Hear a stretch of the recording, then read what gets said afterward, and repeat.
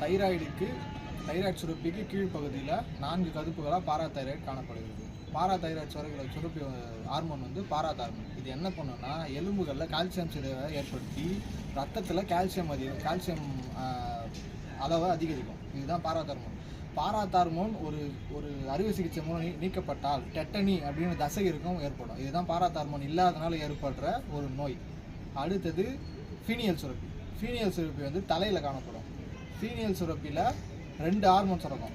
ஒன்று வந்து மெலட்டோனின், இன்னொன்று வந்து செரட்டோனின். ரெண்டுத்தையுமே காலத்தூதுவர்கள் அப்படின்னு சொல்கிறாங்க. மெலட்டோனின் வந்து உறக்கத்தை ஏற்படுத்தும்.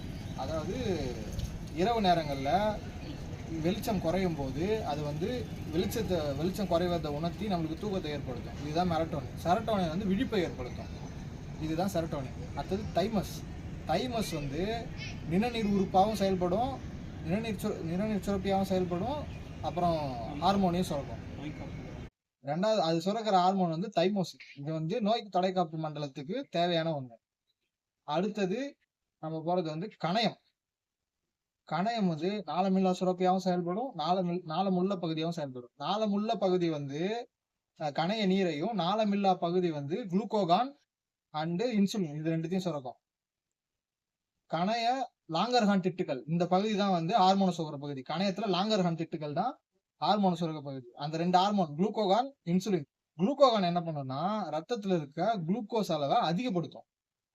அதாவது கிளைகோஜனை குளுக்கோஸா மாத்தி ரத்தத்துல குளுக்கோஸ் அளவை அதிகப்படுத்தும். இந்த நிலை பேர் வந்து டயாபெட்டிஸ் மெலிட்டஸ்.